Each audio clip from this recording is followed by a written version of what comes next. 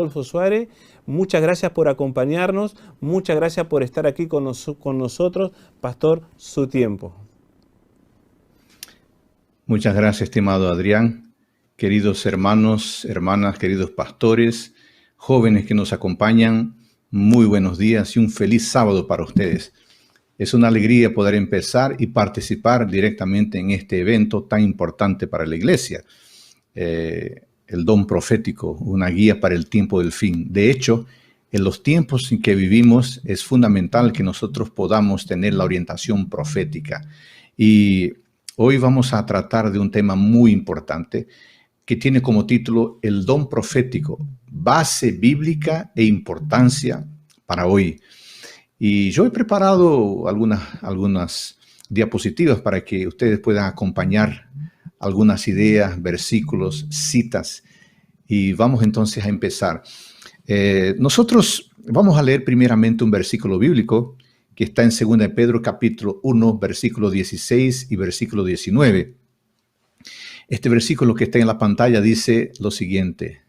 El apóstol Pedro, inspirado, escribe lo siguiente: porque os hemos dado a conocer el poder y la venida de nuestro Señor Jesucristo, no siguiendo fábulas artificiosas, sino porque fuimos testigos oculares de su majestad. También tenemos la palabra profética que es aún más firme. Hacéis bien en estar atentos a ella, como a una antorcha que alumbra en lugar oscuro, hasta que aclare el día y el lucero de la mañana se levante en vuestros corazones. Queridos hermanos, la palabra profética que menciona el pastor, el apóstol Pedro, el discípulo Pedro, esta palabra profética o digamos el don profético del cual Pedro habla es esencial para la iglesia adventista del séptimo día. En nuestras creencias fundamentales es la número 17 y ustedes la ven en la pantalla y dice uno de los dones del Espíritu Santo es el de profecía. Este don es una señal identificadora de la iglesia remanente y se manifestó en el ministerio de Elena de White. Como mensajera del Señor, sus escritos son una permanente y autorizada fuente de verdad que proporciona consuelo, dirección, instrucción y corrección a la iglesia. Ellos también establecen con claridad que la Biblia es la norma por la cual debe ser probada toda enseñanza y toda experiencia. Por eso, queridos hermanos y hermanas, nosotros vamos a entender mejor qué es el don de profecía y, claro, quién es el profeta. Entonces vamos a la próxima diapositiva, porque ahora entramos en el asunto de definición de términos y vamos a entender algunas palabras claves en el Antiguo Testamento, en el Nuevo Testamento, y que nos da el fundamento bíblico del don profético. Avancemos para la próxima diapositiva. En el Antiguo Testamento hay tres términos, o tres palabras que se traducen por profeta. Las palabras son José y Roeg. Y esas palabras tienen el significado de vidente y destacan la manera en la cual Dios se comunica con el profeta. Por ejemplo, Dios se comunica con el profeta por medio de representaciones visuales.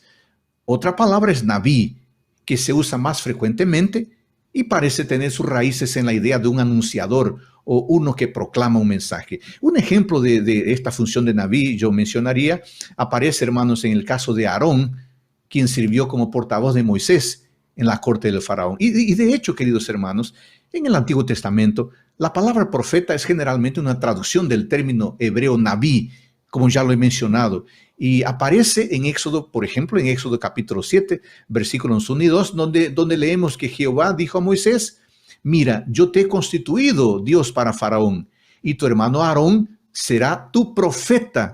Es la traducción de Nabí. Tú dirás todas las cosas que yo te mandé, y Aarón tu hermano hablará a Faraón. Ahora, note, querido hermano, querida hermana, note que la relación entre Moisés y el Faraón era como la que existe entre Dios y su pueblo. Así como Aarón comunicaba las palabras de Moisés a Faraón, del mismo modo el profeta comunicaba las palabras de Dios al pueblo. El término profeta entonces se refiere a un mensajero de Dios divinamente escogido. El equivalente griego del término hebreo, Nabí, es profetés, del cual se deriva la palabra en español, en castellano, profeta. Entonces podemos decir que vidente, que es una traducción del hebreo roeg, Es otra manera de designar a las personas que tienen el don profético. Y esa designación de vidente hacía énfasis en la recepción de un mensaje divino por parte del profeta. Y esta palabra vidente indica que Dios abría los ojos o la mente de los profetas para darles la información que Él deseaba darles para que estos pudieran transmitir esta información a su pueblo. Bueno, veamos un resumen de todo esto en la próxima diapositiva. Combinando los conceptos contenidos en las tres palabras hebreas que hemos mencionado para profeta, José, Roeg y Naví, podemos decir que la profecía en el Antiguo Testamento es, en primer lugar, una comunicación de Dios que puede ser predictiva o no. En segundo lugar, es algo recibido por uno a quien se le dio el don profético. Y en tercer lugar, profecía es lo que debe ser proclamado a una audiencia específica. Bueno, eso relacionado al Antiguo Testamento. Pero, ¿qué decir del Nuevo Testamento? Veamos la próxima diapositiva.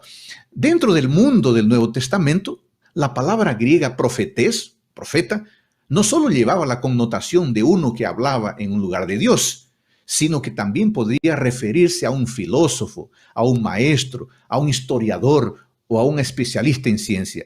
Y dentro de la comunidad cristiana, hermanos, también había profetas, profetés, que eran hombres y mujeres que hablaban en lugar de Dios.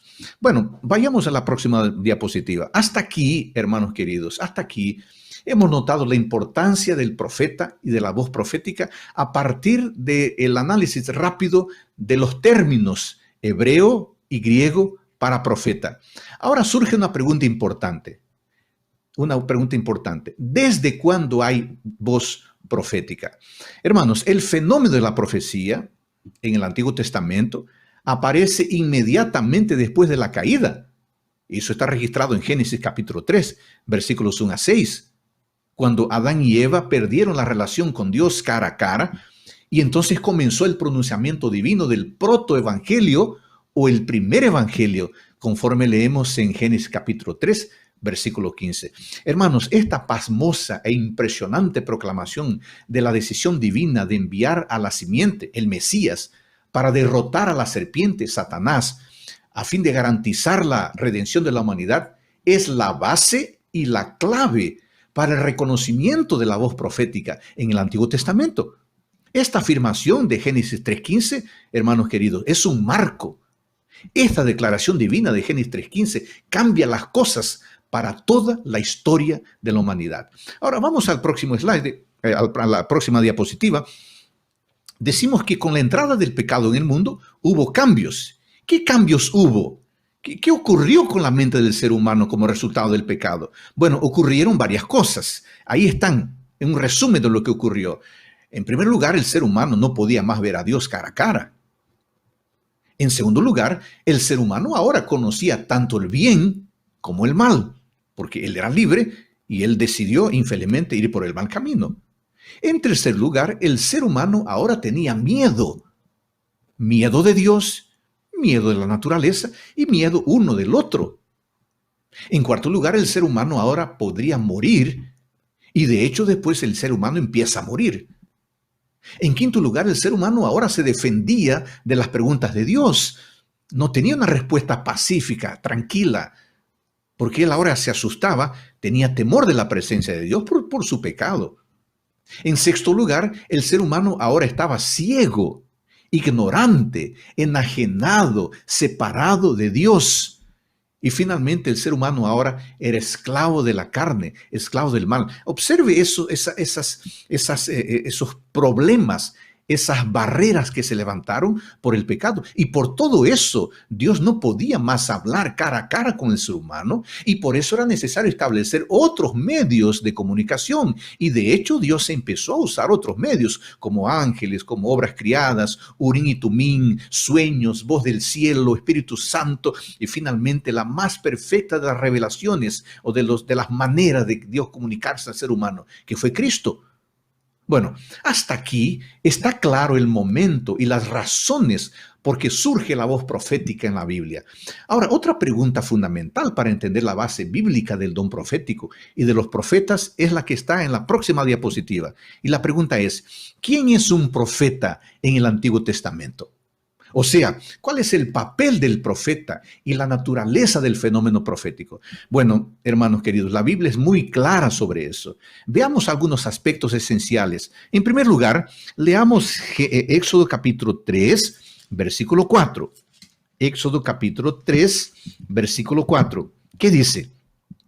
Cuando Jehová vio que él iba a mirar, Moisés, ¿no?, lo llamó de en medio de la zarza. Moisés, Moisés.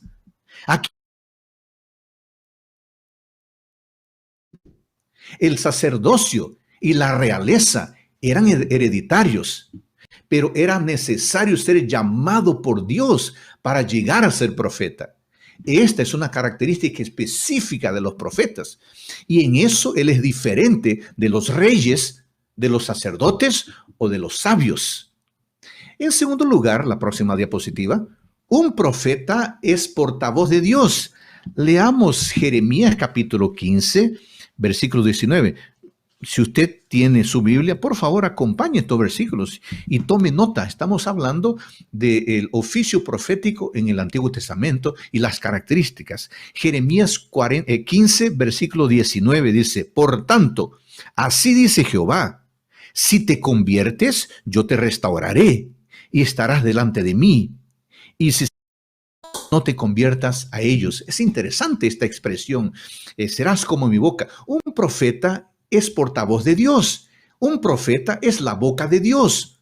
Un profeta es un portavoz autorizado y cargado de autoridad en el lugar de Dios. Él es llamado por el propio Dios y habla en el lugar de Dios. El resultado es que Dios habló a Israel a través de los profetas. Pero ojo, atención, como dijo Abraham Heschel, el profeta no es un micrófono, no es simplemente un micrófono, no. El profeta es una persona. El profeta no es meramente un instrumento, no. El profeta es un compañero, es un socio de Dios. En tercer lugar, un profeta proclama la palabra divina y leamos para eso Isaías 45, versículo 1. Isaías 45, versículo 1 dice lo siguiente: así dice Jehová a su ungido, a Ciro, al cual tomé yo por su mano derecha para sujetar naciones delante de él y desatar lomos de reyes. Note el inicio de este versículo. Así dice Jehová. Un profeta proclama la palabra divina. Los profetas, en verdad, usaban muy a menudo fórmulas determinadas. Por ejemplo, ya hemos leído, así dice Jehová, pero hay otras. El Señor me dijo en Isaías 8:1. Hay otra manera. El Señor me habló en Isaías 8:11. O así dice el Señor omnipotente, Ezequiel 6:11. O la palabra de Jehová vino a mí, Jeremías capítulo 1, versículo 4. Hay otra manera. Declara Jehová o declara el Señor, Jeremías 3:20. En otra situación, el profeta dice, la palabra del Señor vino a mí. Ahí él menciona su nombre en particular. Tenemos eso en Oseas capítulo 1, versículo 1, Joel capítulo 1, versículo 1. Hay otra manera que el profeta se presenta. Por orden de Jehová, un hombre de Dios llegó. Tenemos eso en Primera de Reyes capítulo 13. Bueno, todo eso nos muestra que los profetas proclamaban la palabra de Dios porque Dios se la reveló. Este hecho de la revelación de Dios les da la más alta autoridad. Y a través de los profetas, el Dios invisible se vuelve audible. En cuarto lugar, queridos hermanos, un profeta presenta la debida imagen de Dios. Veamos Éxodo capítulo 34, versículos 6 y 7. Éxodo capítulo 34, versículos 6 y 7. ¿Qué dice? Jehová pasó por delante de él, delante de Moisés, y exclamó, Jehová, Jehová, Dios fuerte, misericordioso y piadoso, tardo para la ira y grande en misericordia y verdad, que guarda misericordia a millares, que perdona la iniquidad, la rebelión y el pecado, pero que de ningún modo tendrá por inocente al malvado, que castiga la maldad de los padres en los hijos y en los hijos de los hijos hasta la tercera y cuarta generación. ¿Qué tenemos acá? Un profeta presenta la debida imagen de Dios. El profeta presenta el retrato correcto de Dios en el contexto del gran conflicto entre el bien y el mal. No se trata del retrato de un sueño sentimental sobre Dios, no. No se trata de un Dios distante, no se trata de un Dios cruel o de un Dios tiránico o caprichoso y ni un Dios de filósofos, un Dios idealista, inmóvil o no histórico. No, es un Dios vivo, un Dios relacional, un Dios justo, claro, pero también un Dios que sufre, un Dios que interviene en nuestros asuntos humanos. Diríamos en este sentido, queridos hermanos, que los profetas eran correctores de la imagen errada que se había dado. Veamos eso, veamos eso en 1 Samuel, capítulo 2, versículo 27. 1 Samuel, capítulo 2, versículo 27, tiene información interesante. Dice, vino un varón de Dios ante Elí y le dijo, así ha dicho Jehová. Vino un varón de Dios ante Elí. Interesante. Esta expresión que es utilizada en 1 Samuel 2:27, en hebreo, Ish Elohim, es decir, varón de Dios. Esta expresión se utiliza 76 veces en el Antiguo Testamento. La expresión varón de Dios indica que el profeta pertenece a Dios, pero a la vez la expresión varón de Dios señala a la vida piadosa del profeta. Así, este término, varón de Dios, hombre de Dios.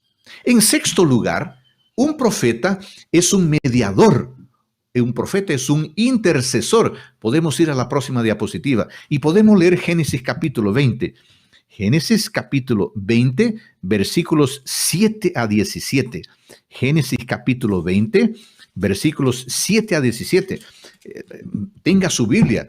Leer el Antiguo Testamento nos da una dimensión correcta del don profético y de los profetas. Génesis 20, 7 y 17.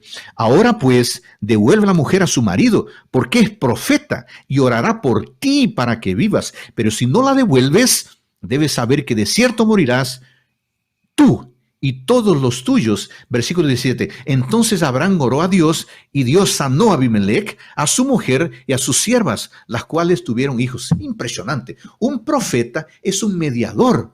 Un profeta es un intercesor. Y la primera aparición explícita de la palabra Nabí en la Biblia está asociada con el ministerio intercesor, como lo hemos leído ahora en Génesis. Dios asegura a Abimelech que vivirá si Abraham, el profeta, ore por él. ¿Qué significa esto? Esto significa que los profetas se encuentran entre Dios y su pueblo, estableciendo una comunicación entre ambos. Finalmente, número 7, un profeta es un predicador y un reformador. Podemos ir a la próxima diapositiva y leer Ezequiel capítulo 18, versículo 31. Ezequiel capítulo 18, versículo 31. Observemos esta característica fundamental del profeta. Ezequiel 18, 31, que dice, echad de vosotros vuestras transgresiones con que habéis pecado, y haceos un corazón nuevo y un espíritu nuevo. ¿Por qué moriréis, casa de Israel? Qué lindas palabras del profeta Ezequiel. El profeta es un predicador. El profeta es un reformador. Hermanos, los profetas llaman al pueblo a una relación verdadera, a una relación significativa con Dios, sin formalismo. Los profetas llaman al arrepentimiento. Ellos denuncian todo tipo de pecados, por ejemplo, idolatría, orgullo, egoísmo, infidelidad, homicidio, explotación, maltrato, injusticia, infidelidad. Estos pecados son denunciados por el profeta. ¿Por qué? Porque el profeta es un predicador. Y el profeta es un reformador. Los profetas exigen del pueblo, de la gente, una relación con Dios basada en la justicia, el amor y la gratitud. Estos papeles de los profetas, estos 7 papeles que hemos demostrado, nos explican la importancia del don profético y la importancia del profeta, y dejan totalmente en claro la veracidad del famoso, del lindo texto de 2 Crónicas 20:20. ¿Se acuerdan? Oídme, Judá y habitante de Jerusalén, creed en Jehová vuestro Dios y estaréis seguros, creed a sus profetas y seréis prosperados. Bueno, podemos ir a la próxima diapositiva. Hermanos queridos, hemos hablado hasta aquí del don profético y del profeta en el Antiguo Testamento, pero ahora necesitamos ver algo en el Nuevo Testamento. Entonces veamos ahora las funciones del don profético en el Nuevo Testamento, algunas de ellas. El Nuevo Testamento sugiere que los profetas cumplían las siguientes funciones. Número 1, ellos ayudaban a fundar a la iglesia. La iglesia ha sido edificada sobre el fundamento de los apóstoles y de los profetas, siendo la principal piedra del ángulo Jesucristo mismo, dice Efesios 2:20 y 21. En segundo lugar, los profetas iniciaron el esfuerzo misionero de la iglesia. Exactamente, fue por medio de los profetas como el Espíritu Santo seleccionó a Pablo y a Bernabé para su primer viaje misionero y proveyó dirección en cuanto a dónde deberían trabajar esos misioneros. Encontramos ese relato en Hechos capítulo 16, versículos 6 a 10. En tercer lugar, los profetas edificaban a la iglesia. El apóstol Pablo declaró en 1 Corintios 14 que el que profetiza edifica a la iglesia. Extraordinario este texto. El que profetiza edifica a la iglesia. Por eso, si un profeta aparece y en vez de edificar, él destruye a la iglesia, él no es profeta. Junto con otros dones, hermanos queridos, Dios le concedió a la iglesia el don de profecía, con el fin de preparar a los creyentes para la obra del ministerio, para la edificación, no para la destrucción, para la edificación del cuerpo de Cristo, dice Efesios capítulo 4, versículo 12. En cuarto lugar, los profetas unieron a la iglesia, los profetas protegieron a la iglesia. Hermanos queridos, los profetas ayudan o ayudaron a producir la unidad de la fe, y protegieron a la iglesia contra las falsas doctrinas, de modo que los creyentes ya no fuesen como niños, llevados por doquiera de todo viento de doctrina, por estratagema de hombres para engañar, que para engañar emplean su astucia y las artimañas del error. El profeta une a la iglesia, el profeta protege a la iglesia. Si alguien aparece ahí en su iglesia local y dice, yo tengo una voz profética, y sus palabras empiezan a provocar desunión, destrucción, crea, ese no es profeta. Sigamos en la próxima diapositiva. En quinto lugar, el profeta amonestaba acerca de dificultades futuras. Por ejemplo, cierto profeta del Nuevo Testamento dio aviso de que se acercaba una época de hambre. En respuesta, ¿qué hizo la iglesia? La iglesia comenzó un programa de asistencia para los que sufrieron a causa de esa hambruna. Esa historia está en Hechos capítulo 11, versículos 27 a 30. Eso nos muestra que el profeta muestra o amonesta acerca de dificultades futuras. Y finalmente, los profetas confirmaron la fe en épocas de controversia. ¿Qué significa eso? Les doy un ejemplo. En ocasión del primer concilio de la iglesia, el Espíritu Santo guió las deliberaciones hasta que se obtuvo una decisión acerca de un tema controvertido que tenía que ver con la salvación de los cristianos gentiles. Luego, y por medio de ciertos profetas, el Espíritu Santo confirmó a los creyentes en la verdadera doctrina. Una vez que la congregación hubo escuchado la decisión del concilio, ¿qué dice Hechos 15:32? Que Judas y Silas, como ellos también eran profetas, consolaron y confirmaron a los hermanos con abundancia de palabras. Esto significa que la voz profética, el profeta es fundamental para confirmar la fe en época de crisis, en época de controversias. Podemos ir a la próxima diapositiva, por favor. Queridos hermanos, no hay dudas sobre el don profético, no hay dudas en los tiempos bíblicos, pero a esta altura, en este momento, surge otra pregunta muy importante. Ahí está en la pantalla. ¿Cuál es la función del don profético post-canónico? O sea, en tiempos posteriores a la Biblia. Hermanos, a reconocer que Dios aún habla con autoridad a su pueblo, aunque está cerrado el canon bíblico, la Biblia ya está compuesta, está terminada, es necesario reflexionar sobre la función del profeta postcanónico, o sea, el profeta que surge después que la Biblia fue completada, para entonces entender la función y la relevancia de Elena de White y del don profético para nuestros días. En ese sentido, veamos algunas de las funciones del don de profecía del profeta postcanónico. En primer lugar, exaltar la escritura. Hermanos queridos, Elena de White le da autoridad suprema a la palabra de Dios. Todo el tiempo en su ministerio, Elena de White rechazó completamente la idea de que la luz que se le había dado por medio del don profético fuera a tomar el lugar de la Biblia. Ella jamás dijo que sus testimonios eran superiores a la Biblia. Nunca. ¿Por qué? Porque el profeta exalta a la escritura. En segundo lugar, iluminar y clarificar la escritura. Elena de White afirma que el Espíritu no fue dado ni jamás puede ser otorgado para suplantar a la Biblia, pues las Escrituras declaran explícitamente que la palabra de Dios es la regla de oro por medio de la cual toda enseñanza y experiencia debe ser probada, y también para iluminar y aclarar la Escritura. Como ella decía, una luz menor para guiar a los hombres y mujeres a la luz mayor. En tercer lugar, el profeta tiene la función de aplicar la escritura. ¿Qué significa esto? Elena de White señala que sus testimonios no son nuevas revelaciones, sino que exponen las sencillas lecciones para la vida tal como se presenta en la escritura. ¿Para qué? Para tres cosas fundamentalmente. Número uno, para que puedan corregirse los errores. Número dos, para que pueda verse con más claridad el camino correcto. Y número tres, para que cada persona esté sin excusas. En cuarto lugar, el profeta postcanónico tiene la función de reprender y de exhortar a la iglesia.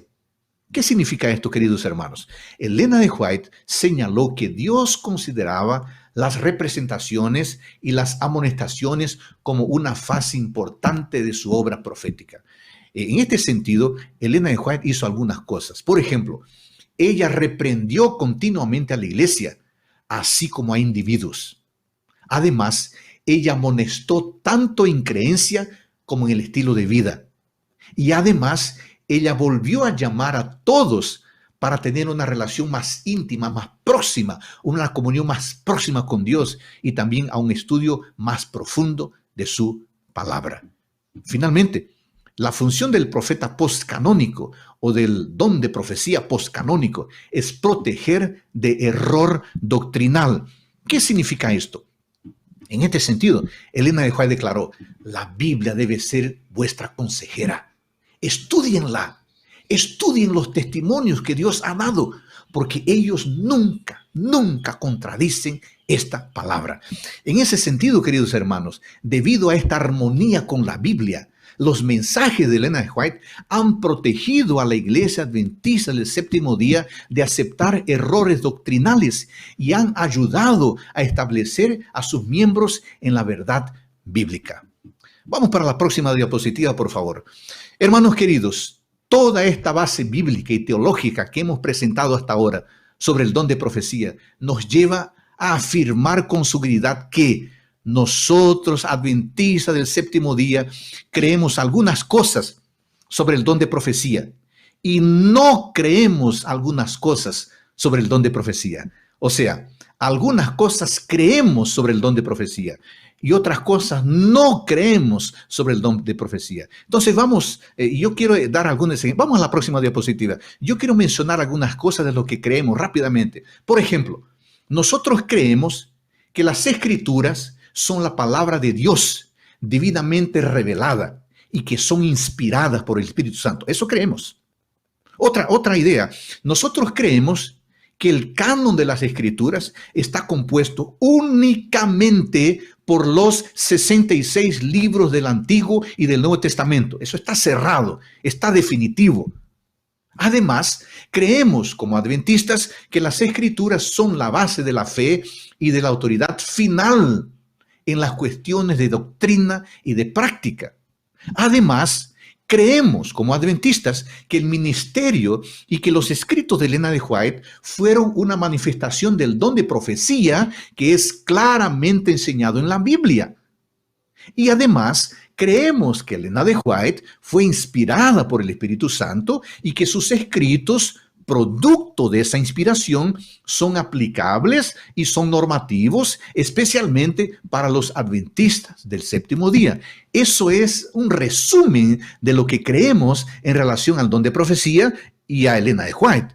Pero hermanos, vamos a la próxima diapositiva. Hay algunas cosas que como adventistas nosotros no creemos. No creemos, y es importante tener eso claro para no cometer errores. Por ejemplo, nosotros como adventistas no creemos que la calidad o el grado de inspiración en los escritos de Elena de White sea diferente de las escrituras. No, no creemos. Además, nosotros no creemos que los escritos de Elena de White sean una adición al canon de las Sagradas Escrituras. No, por favor, nunca hemos creído de esa forma.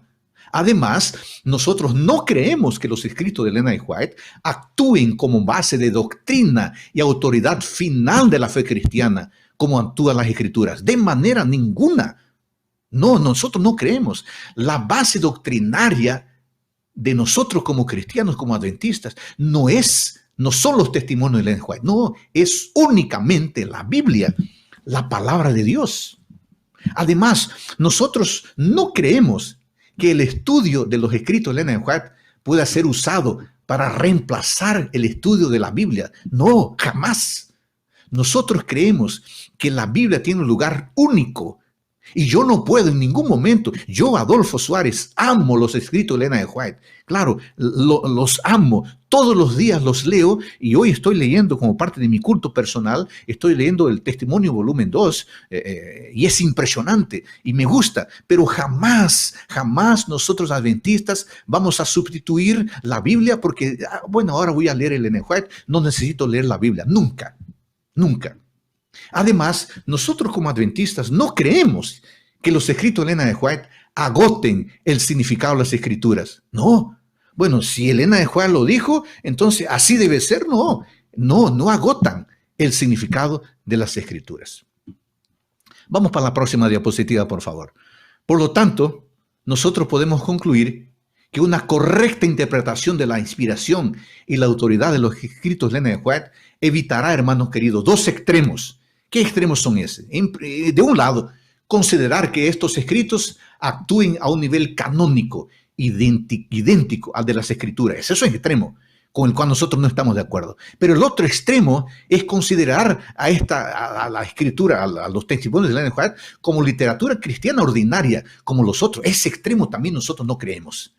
Por un lado, entonces, los escritos de Elena de White no están en el nivel canónico, idéntico a las escrituras. Pero por otro lado, los escritos de Elena de White no son igual a los escritos de algún teólogo de nuestra iglesia. Esos son extremos que nosotros debemos evitar y que quedan claros delante de todo de lo que yo he dicho hasta ahora. Vamos a la próxima diapositiva, por favor, y ya caminando para el fin. Para el fin, ¿qué podemos decir como conclusión, queridos hermanos y hermanas? Vamos a la próxima, por favor. La influencia que ejerció Elena de White y el papel que ella desempeñó en la iglesia se puede resumir en 8 aspectos fundamentales. Número 1, consultoría en el desarrollo doctrinal. Número 2, salvar a los miembros del fanatismo y de las falsas enseñanzas. Número 3, la relevancia de los escritos de Elena de White, del don profético hoy. Número 3, promover la organización de la iglesia. Número 4, orientar a la iglesia adventista del séptimo día delante de los problemas. Quinto punto de la relevancia de los escritos proféticos hoy, guiar los planes de la iglesia o los planes personales. Número 6, revelar eventos futuros.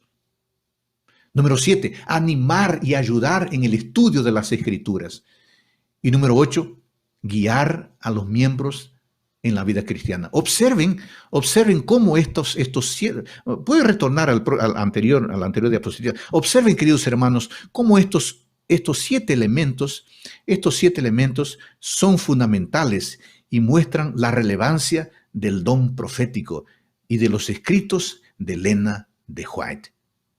Queridos hermanos y queridas hermanas, como dijo el pastor G.T., y ahora vamos para la próxima diapositiva, por favor, el pastor G.T., ex secretario de la Asociación General y expresidente de la Junta del Patrimonio de Elena White. Él dijo esto siguiente, palabras lindas. Los adventistas del séptimo día somos un pueblo profético que vive en un tiempo profético y proclama un mensaje profético a un mundo que carece de esperanza y de salvación. Para cumplir nuestro excepcional papel en tiempos difíciles, debemos depender de la dirección del Espíritu Santo como nunca antes.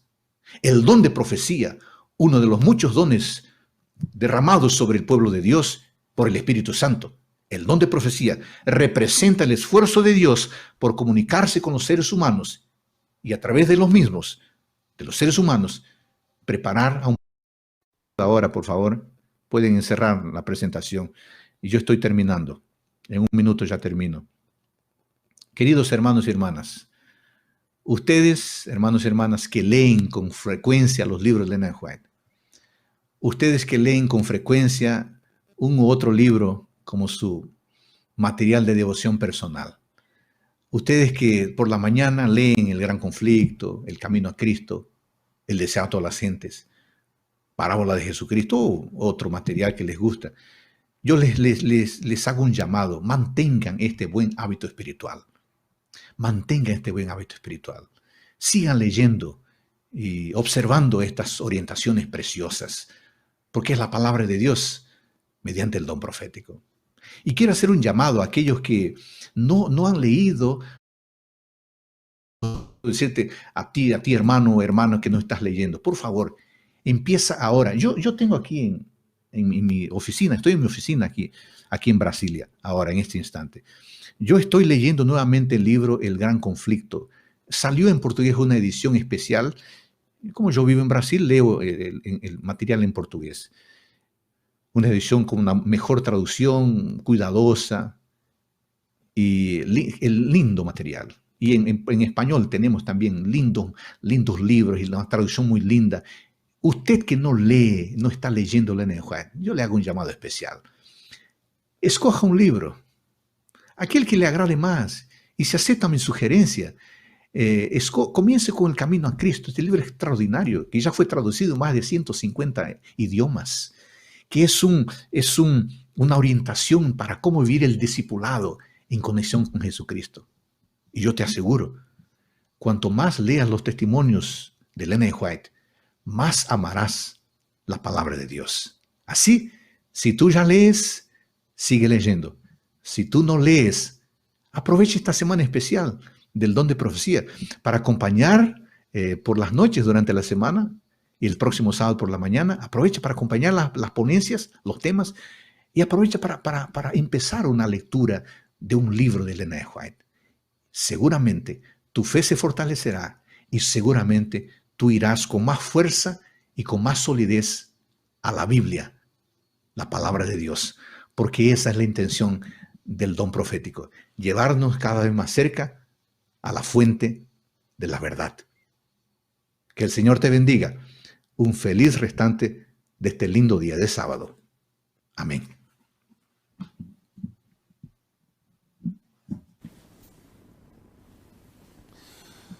Muchas gracias, querido Pastor Adolfo. Qué impresionante, qué lindo poder conocer todo el transcurso, ¿no?, del don profético, tanto desde el Antiguo Testamento, pasando por el Nuevo, hasta nuestros días.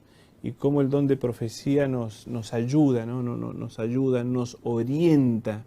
Es como un microscopio, ¿no?, que uno pone algo y se agranda y nos da una mayor amplitud. También uno rescata, ¿no?, la iglesia adventista, que es el remanente, que es una iglesia profética, pero es una iglesia que tiene que dar un mensaje también, ¿sí? ¿Quién va a dar el mensaje que no distingue? ¿Otras denominaciones que no tienen un compromiso con Dios, o tiene que ser justamente el remanente, la Iglesia Adventista? Y el Espíritu y Profecía nos anima, nos ayuda a poder comprender esto. Pastor, muchísimas gracias por su intervención. Recordad, queridos hermanos, que el pastor Adolfo Suárez es nuestro departamental de Espíritu y Profecía de la edición sudamericana. Él también es el rector del SAL, del Seminario Adventista Latinoamericano de Teología. El pastor tiene magíster, tiene doctorado. Pastor, muchísimas gracias por apoyarnos, muchísimas gracias también por acompañarnos. Pastor, nos han saludado mientras usted estaba hablando, nos saludaban de diferentes partes del mundo. Pastor, hay iglesias enteras que nos están viendo, que han puesto el proyector, que han puesto la conexión, e iglesias enteras que van a seguir seguramente toda esta semana, ¿no? Hasta el próximo sábado, que vamos a cerrar con el pastor Adolfo Tim de la Asociación General. Pastor, antes de ir a la Unión Peruana al Sur, tenemos una pregunta acá. Dice, de todas las miles de páginas publicadas en los libros de la señora hermana White, ¿fueron escritos por ellas? Esa es una pregunta. Esa es una linda pregunta. Muchas gracias a la persona que la hizo, Adrián. Linda pregunta y demuestra un interés. Es impresionante. Elena White ha escrito, sumando todo, artículos, agenda, diarios. Ella ha escrito cerca de 100.000 páginas, lo que equivale a un promedio de poco más de 4 páginas por día en su poco más de 70 años de ministerio. Eso es impresionante. Son más de 4.000 artículos. En inglés son más de 60 libros originales y más de 100 pocos sumando los que han sido compilados, juntados. Es impresionante lo que esta señora ha hecho, y pensar que ella no tuvo una gran formación académica formal en la universidad. Ustedes saben que ella estudió muy poco y ella lamentó por eso, pero ella era una lectora así de primera. Tenía una biblioteca de por lo menos 1.500 libros. Fíjense qué impresionante. Y no apenas los tenía esos libros, ella los leía. O sea, ella no era una persona que ignoraba la información. Ella conocía los buenos libros de su época. Imagínense, Adrián y queridos hermanos y hermanas, queridos pastores, ¿quiénes son hoy que tienen en su casa una biblioteca de 1.500 libros?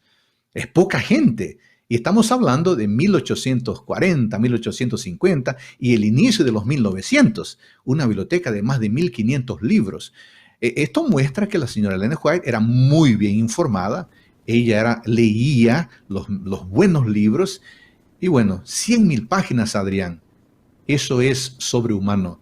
Eso es fruto de la actuación de Dios en la vida de esta frágil señora, que con un poco más de 1,50 m fue capaz de orientar al pueblo remanente.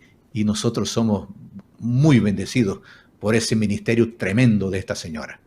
Amén, amén por eso, pastor. Muchas gracias. Y bueno, recordar, ¿no?, que nosotros en este mes, los CES están haciendo un esfuerzo increíble en poner en disposición todos los ejemplares de Elena White al alcance de los hermanos. Así que, querido hermano, haga contacto con su coordinador de publicaciones que está ahí. Hay cosas interesantes para toda esta semana. Mañana vamos a dar un poquito más de detalles acerca de cómo los hermanos pueden tener acceso justamente a los libros de Elena White, al Espíritu y Profecía, para prepararnos mejor para la pronta venida de nuestro Señor Jesús.